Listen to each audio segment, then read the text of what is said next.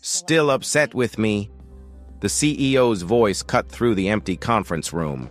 Felix froze, his hand still on the door handle. For a black man, a single father, he understood the weight of that question. One wrong answer, one flash of emotion could cost him everything: his job, his stability, his son's future. For months he had avoided her, not out of anger, out of fear. But silence had become its own prison. Every day he walked on eggshells, waiting for the axe to fall.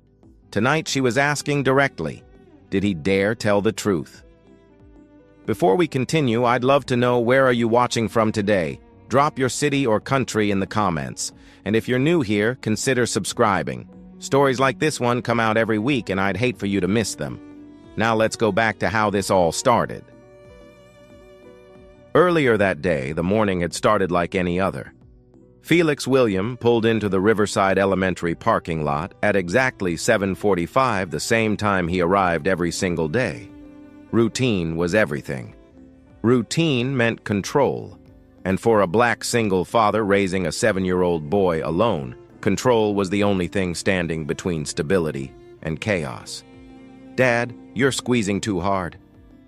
Felix loosened his grip on Jaden's hand. He hadn't realized how tightly he'd been holding on. "Sorry, buddy." He knelt down to meet his son's eyes. "You have everything: lunchbox, homework folder." Jaden nodded, his backpack almost comically large against his small frame. "Dad, can we go to the park this weekend?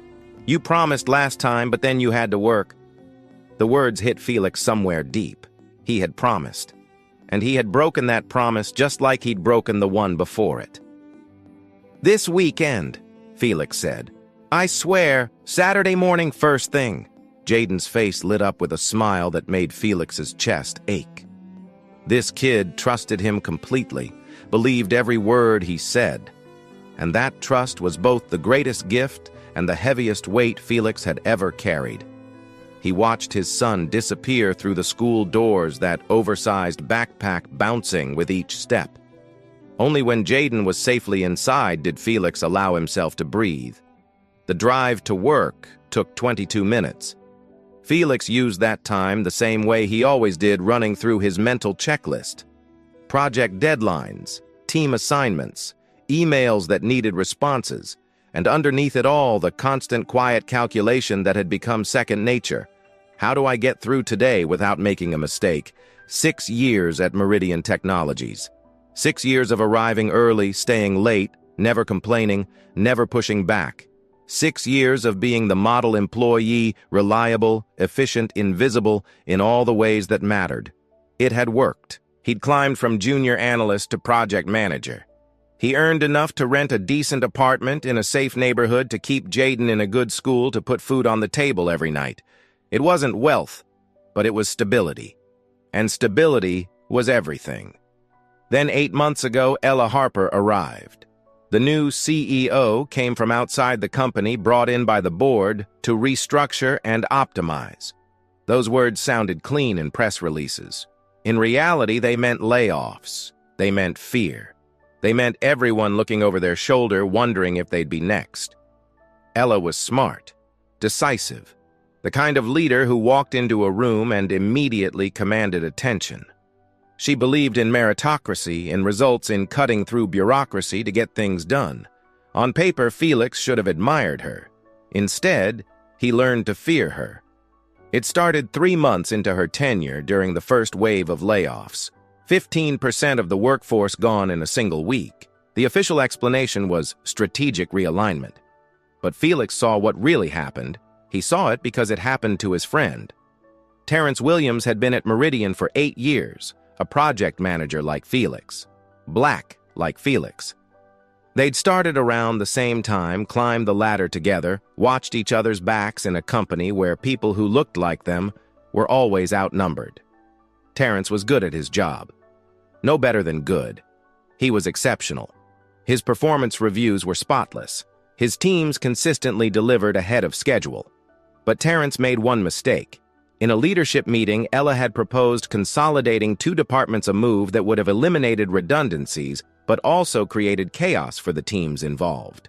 Most people in the room nodded along the way. People always did when the CEO spoke, but Terrence raised his hand. "I think we should consider the timeline more carefully," he'd said. "Not aggressive, not confrontational, just honest. If we push this through too fast, we risk burning out the teams we're trying to save." Ella had listened. She'd even thanked him for his input. The meeting moved on. 2 weeks later, Terrence's name appeared on the layoff list. The official reason was restructuring. The real reason Felix knew was something far more dangerous. Terrence had disagreed with the CEO publicly, respectfully, but still he had disagreed. Derek Lawson, the HR director, had delivered the news personally. Felix remembered watching through the glass walls of the conference room as Terrence sat frozen, his face shifting from confusion to disbelief to something that looked like grief. 12 years of corporate experience, and Terrence hadn't seen it coming. None of them had. Afterward, Terrence called Felix from the parking garage. His voice was shaking. "They didn't even let me explain," Terrence said. 8 years, Felix. 8 years of giving everything I had. And they walked me out like I was nobody. Felix didn't know what to say. What could he say? That it wasn't fair, that it was wrong.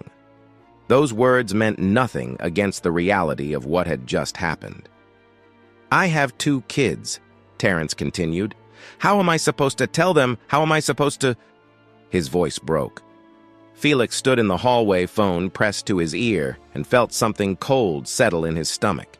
If it could happen to Terrence, it could happen to anyone. It could happen to him. From that day forward, Felix changed. He stopped attending optional meetings. He communicated through email whenever possible, creating paper trails, avoiding the kind of face-to-face interactions where things could be misinterpreted. When Ella walked into a room, he found reasons to leave. When she asked for volunteers, he stayed silent. He became invisible, and invisibility, he told himself, was safety. But Ella noticed. Of course she noticed. She was the CEO.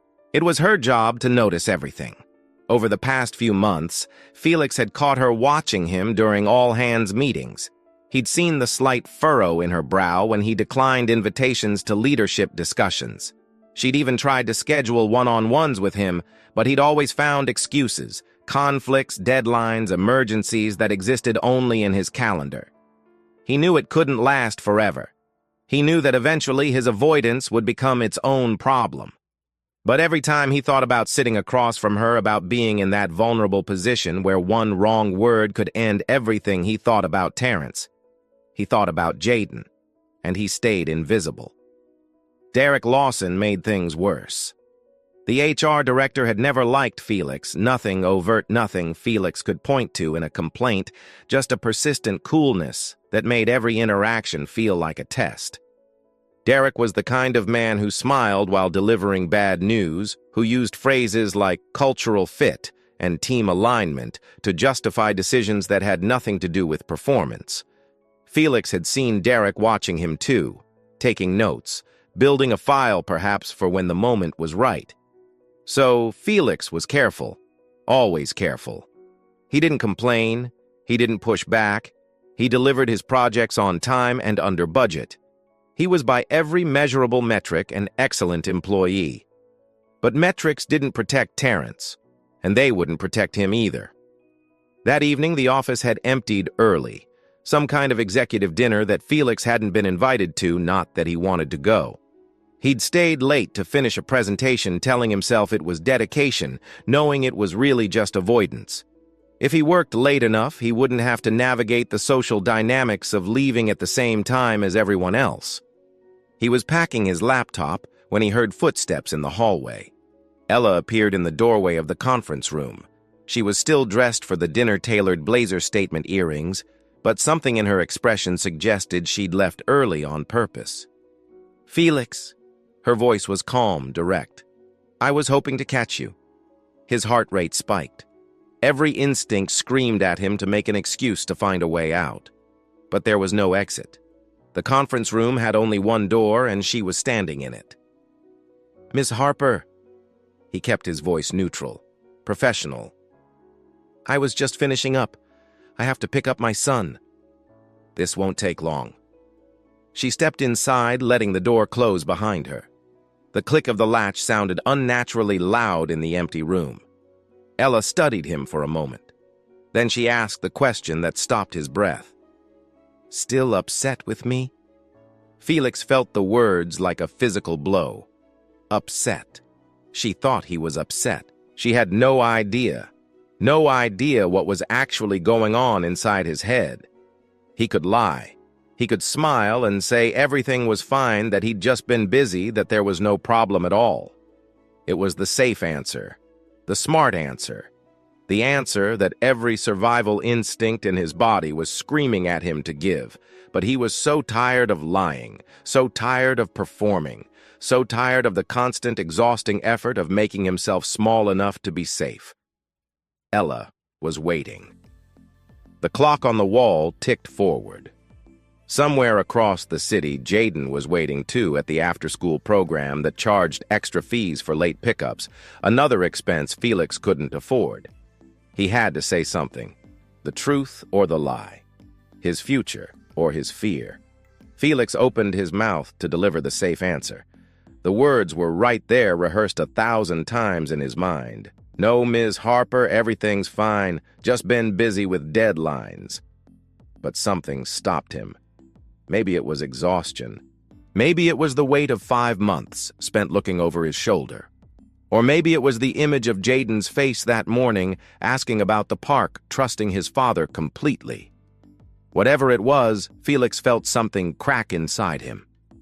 "I'm not upset with you," he said. Ella tilted her head slightly. "Then what is it? Because I've watched you avoid me for months, Felix. You skip meetings I'm in. You communicate only through email. You practically run in the opposite direction when I enter a room." She crossed her arms. "If it's not anger, then what?" The question hung in the air between them. Felix felt his pulse pounding in his temples.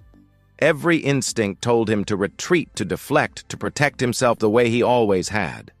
Instead, he heard himself say the words he'd never spoken aloud to anyone. "I'm afraid of you." Ella's expression shifted. Whatever she'd been expecting, it wasn't that. "Afraid?" She repeated the word like she was testing its weight. "Afraid of what exactly?" Felix set his laptop bag down on the conference table. His hands were trembling slightly, so he pressed them flat against the surface to steady himself. "Do you remember Terrence Williams?" The name landed between them like a stone dropped into still water. "The project manager," Ella said slowly. "He was part of the restructuring layoffs. He was my friend." Felix kept his voice level, though it cost him everything to do so. 8 years at this company. Excellent record. And then he raised a concern in a meeting respectfully, professionally, and 2 weeks later he was gone. Ella's brow furrowed. "The layoffs were based on strategic needs. We had to... He disagreed with you." The words cut through her explanation. Felix watched her face, carefully looking for any sign that she understood what he was really saying. "Derek Lawson walked him out that same day," Felix continued. "Terrence called me from the parking garage. He was crying. It took him 4 months to find another job, and when he did, it paid 30% less than what he was making here. He has 2 kids. Felix straightened up, meeting Ella's eyes directly for the first time. "You want to know why I avoid you, because I watched what happened to a man who looked like me, who worked as hard as I do, who did everything right, and it wasn't enough. One moment of honesty and his career was over." Ella uncrossed her arms. Her posture had changed, softened somehow, though her expression remained unreadable. "Felix, I didn't fire Terrence because he disagreed with me. The restructuring decisions were... I know what the official reasons were." Felix heard the edge in his own voice and forced himself to pull back. "But I also know what I saw. And what I saw was a black man who dared to have an opinion getting pushed out the door." The word hung in the air. Black. It wasn't something Felix talked about at work. He'd learned long ago that being explicit about race made people uncomfortable, and uncomfortable people made dangerous decisions. But tonight, in this empty conference room with everything already on the line, he couldn't pretend anymore. "You don't know what it's like," he said quietly.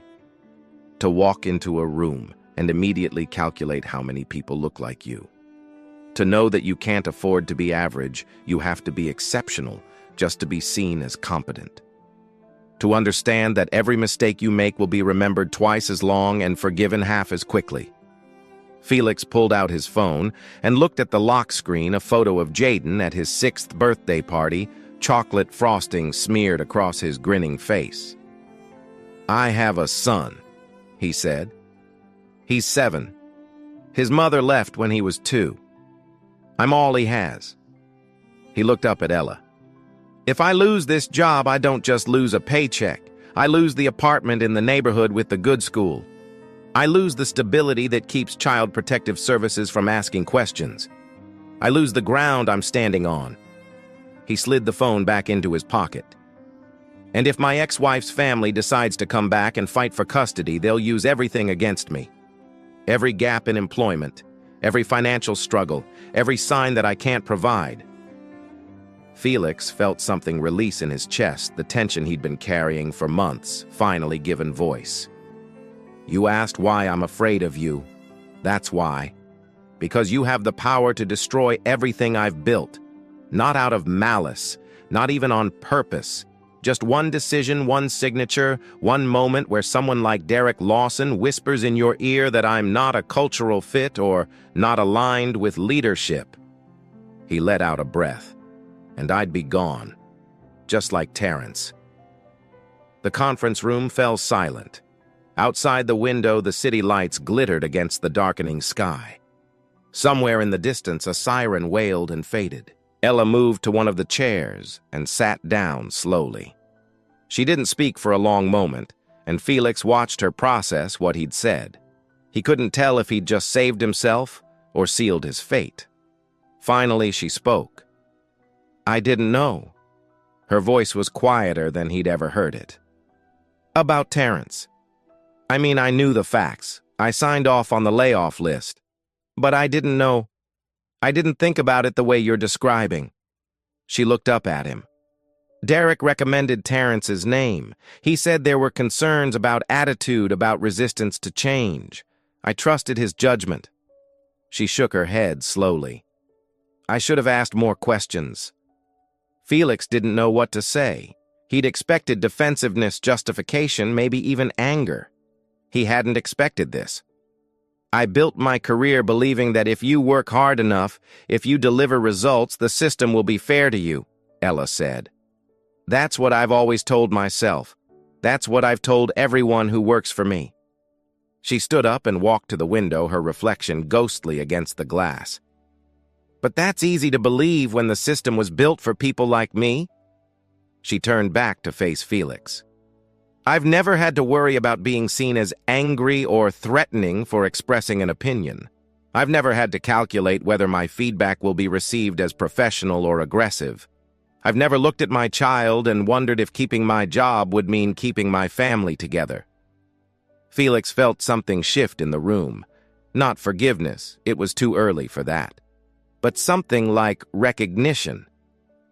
"I don't know what happens now," he said honestly.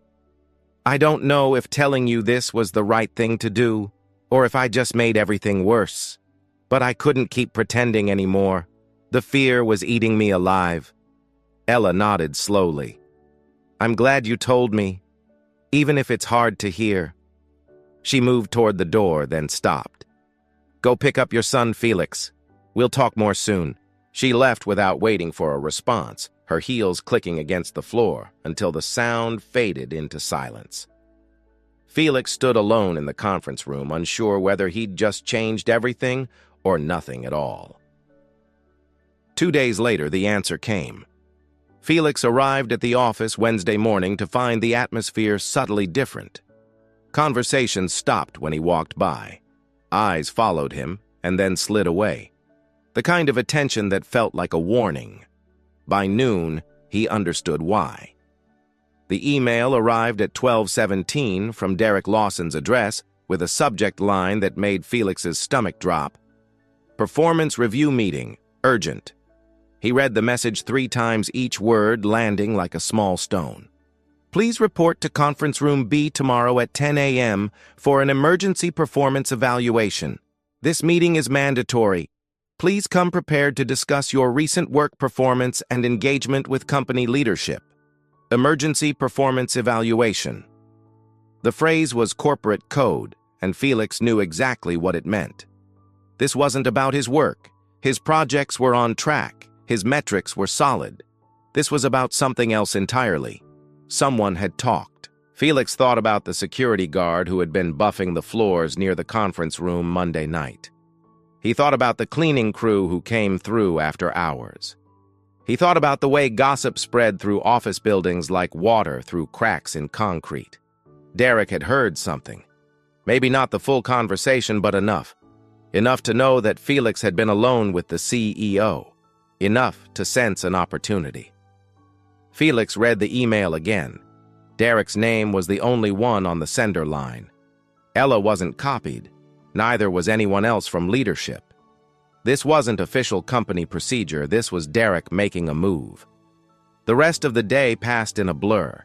Felix went through the motions of his work, responding to emails, attending meetings, smiling when he was supposed to smile. But underneath the performance, his mind was racing. He'd made a mistake. He'd let down his guard, trusted someone with the truth, and now it was going to cost him everything. By the time he picked up Jaden from the after-school program, Felix felt hollowed out. His son chattered happily about a science project, about a friend who'd shared his cookies at lunch, about the book they were reading in class. Felix nodded and responded in all the right places, but his thoughts were elsewhere. At home, he made dinner on autopilot. Spaghetti with jarred sauce, one of Jaden's favorites, and easy enough that Felix could manage it without really thinking. They ate together at the small kitchen table, Jaden swinging his legs and slurping noodles while Felix pushed food around his plate. "Dad," Jaden's voice cut through his thoughts. "Are you okay? You look sad." Felix forced a smile. "Just tired, buddy. Long day at work." Jaden studied him with those big brown eyes that missed nothing. "You always say that. Is work always this tiring?" The innocence of the question broke something in Felix. He reached across the table and ruffled his son's hair. "Sometimes it is," he said. "But you know what makes it better coming home to you."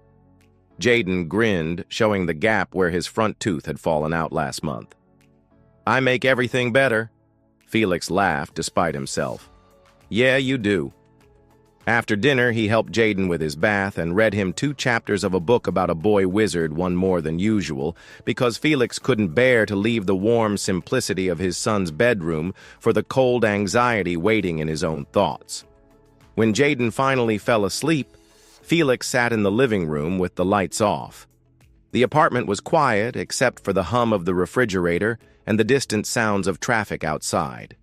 He thought about Terrence, about how quickly everything had fallen apart. He thought about the meeting tomorrow, about Derek's smooth smile and careful words. He thought about the apartment. He might not be able to afford the school. Jaden might have to leave the custody battle that might reopen if his ex-wife's parents saw an opportunity. 5 months ago, he'd watched a good man get destroyed for telling the truth. And now, despite every precaution, despite every calculation, Felix had done the same thing. He'd trusted someone with his fear, and tomorrow he would find out the price. In the darkness of his living room, Felix William allowed himself to feel the full weight of what might be coming. Then he did what he always did. He started planning how to survive it. Thursday morning arrived gray and cold. Felix stood in front of the bathroom mirror at 6:30, studying the face that stared back at him. He looked tired, the kind of tired that sleep couldn't fix, the kind that came from carrying too much for too long. In 2 hours, he would walk into conference room B. Derek Lawson would be waiting with a file full of carefully constructed concerns. And Felix would have a choice to make. He could apologize. He could tell Derek that he'd been stressed, that he hadn't meant anything by his conversation with Ms. Harper, that he was fully committed to the company and its leadership. He could make himself small again, fold himself back into the shape that made people comfortable. Or he could refuse. Felix thought about the man he'd been 5 months ago, the one who believed that invisibility was safety, that silence was survival. That man had watched his friend get destroyed and learned the lesson that the system wanted him to learn. Keep your head down. Don't make waves, be grateful for what you have. But that lesson was a lie, because no amount of silence had protected Terrence, and no amount of invisibility would protect Felix now. He thought about Jaden, about the kind of father he wanted to be, about the things he'd said to his son over the years. Stand up for yourself. Don't let anyone tell you you're not good enough. Your voice matters.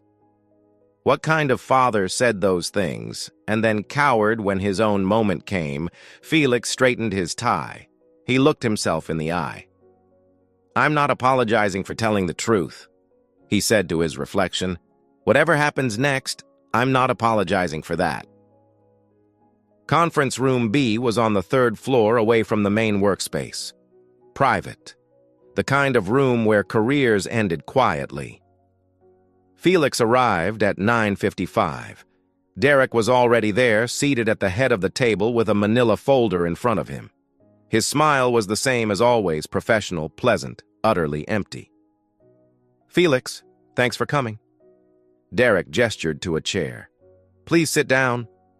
Felix sat. He kept his hands flat on the table, visible and still. He'd learned a long time ago that black men in corporate spaces couldn't afford nervous gestures. Every movement was watched. Every expression was interpreted. Derek opened the folder with practiced efficiency. I wanted to talk to you about some concerns that have come to my attention regarding your engagement with company leadership. Felix said nothing. He'd decided on the drive over that he wouldn't volunteer anything. Let Derek show his cards first. Over the past several months, you've declined multiple opportunities to participate in leadership meetings. You've avoided direct communication with senior executives. And there have been some observations about your interaction with Ms. Harper. Derek looked up, his expression carefully neutral. Is there something going on that I should know about? The question was a trap. Felix recognized it immediately. If he said nothing was wrong, Derek would push harder. If he admitted to problems, Derek would document them. Either way, the outcome was already decided. Felix was about to respond when the conference room door opened. Ella Harper walked in. Derek's composure flickered just for a moment, but Felix caught it. Whatever Derek had planned for this meeting, the CEO's presence wasn't part of it. Ms. Harper? Derek recovered quickly, his smile snapping back into place. I wasn't expecting you. This is just a routine performance check-in. Ella didn't sit down. She stood at the end of the table, her presence filling the room in a way that made the space feel smaller. This meeting is over, she said. Derek blinked. I'm sorry. You heard me. Ella's voice was calm, but carried an edge that Felix had never heard before. This meeting is canceled. There will be no performance evaluation today. Derek's smile finally cracked. With all respect, Ms. Harper, I have legitimate concerns about Mr. Williams. Your concerns have been noted. Ella cut him off cleanly. And I have some concerns of my own about the criteria you've been using to evaluate employee cultural fit, about the recommendations you made during the restructuring, about Terrence Williams. The name landed like a grenade. Derek's face went pale. I reviewed his file last night, Ella continued. His performance metrics were excellent. His peer reviews were outstanding. The only negative documentation came from you, Derek. Vague references to attitude and resistance to change. Nothing specific, nothing actionable. Just enough to justify a termination that never should have happened. Derek started to speak, but Ella raised a hand. I'm opening an internal review of all personnel decisions made in the past 8 months. Every termination, every performance evaluation, every recommendation that came from this office. She looked at Derek with an expression that made Felix glad he wasn't on the receiving end. If I find patterns of bias or discrimination, there will be consequences. Derek stood up abruptly, the folder forgotten on the table. This is outrageous. I've been with this company for 12 years. And in 12 years, how many employees of color have you recommended for promotion? Ella asked quietly. How many have you flagged for performance concerns? I looked at the numbers, Derek. They tell a story. The silence that followed was deafening. Derek gathered his folder and walked to the door. He stopped with his hand on the handle, turning back with a look that mixed anger and calculation. You're making a mistake, he said. Ella met his gaze steadily. We'll see. After Derek left, the conference room felt different. Lighter somehow. Like a pressure had been released that Felix hadn't even realized was there. Ella sat down across from him. When she spoke, her voice was softer than before. I owe you an apology, Felix. Not just for what almost happened today, but for what happened to Terrence, for the environment that made you afraid to speak to me. She shook her head. I told myself I ran a fair company. I believed it. But I wasn't asking the right questions. I wasn't seeing what I didn't want to see. Felix felt something loosen in his chest. What happens now? Now I do better. Ella leaned forward. I'm implementing new oversight for personnel decisions, anonymous reporting channels, mandatory bias training that actually means something. It won't fix everything overnight, but it's a start. She met his eyes. And I want you to know what you did Monday night took courage. You trusted me with something that could have destroyed you. I won't forget that. Felix nodded slowly. He didn't have words for what he was feeling. Relief, yes, but also something unfamiliar. Something that felt almost like hope. Thank you, he said finally, for listening, for believing me. Ella stood up. Thank you for being brave enough to tell me the truth. She moved toward the door, then stopped. Go home early today. Spend some time with your son. That's an order from your CEO. Felix picked Jaden up from school at 2:30. The teacher looked surprised. Felix was never early, but Jaden's face lit up like Christmas morning. Dad, what are you doing here? Felix knelt down and pulled his son into a hug. I thought we could go to the park today. I know I said Saturday, but why wait? Jaden's eyes went wide. Really, right now? Right now. They walked to the car hand in hand, Jaden chattering about everything and nothing, the bug he'd found at recess, the new kid in class who talked funny, the pizza they'd had for lunch. Felix listened to every word. Really listened in a way he hadn't been able to for months. At the park, Jaden ran straight for the swings. Felix pushed him higher and higher until his son's laughter echoed across the empty playground. Dad! Jaden called down from the apex of his swing. You seem different today. Different how? Jaden considered the question with 7-year-old seriousness. Less worried. Like you're actually here. Felix caught the swing on its downward arc, stopping it gently.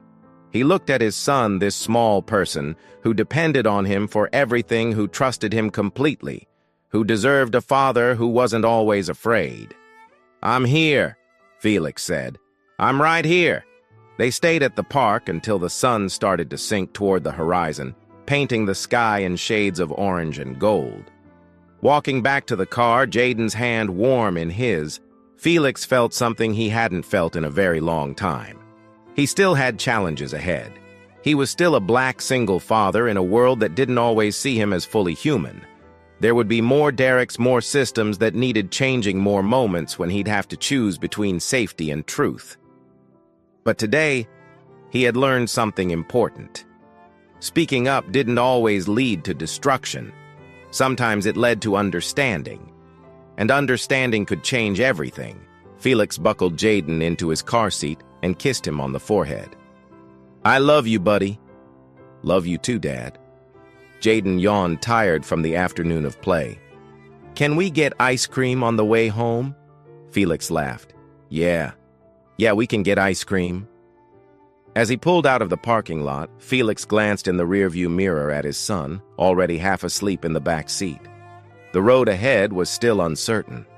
But for the first time in months, Felix wasn't afraid of what tomorrow might bring. He had told the truth, and the truth had set him free. If this story touched you in any way, I'd love to hear your thoughts. Have you ever been afraid to speak up at work? Have you ever felt like staying invisible was the only way to survive? Share your experience in the comments. Your story might be the one someone else needs to hear today. And if you haven't already, hit that subscribe button. Every week we share stories about ordinary people facing extraordinary choices. Stories about courage, about fear, about what it means to stand up when everything tells you to stay down. Thank you for being here. Thank you for listening. Until next time.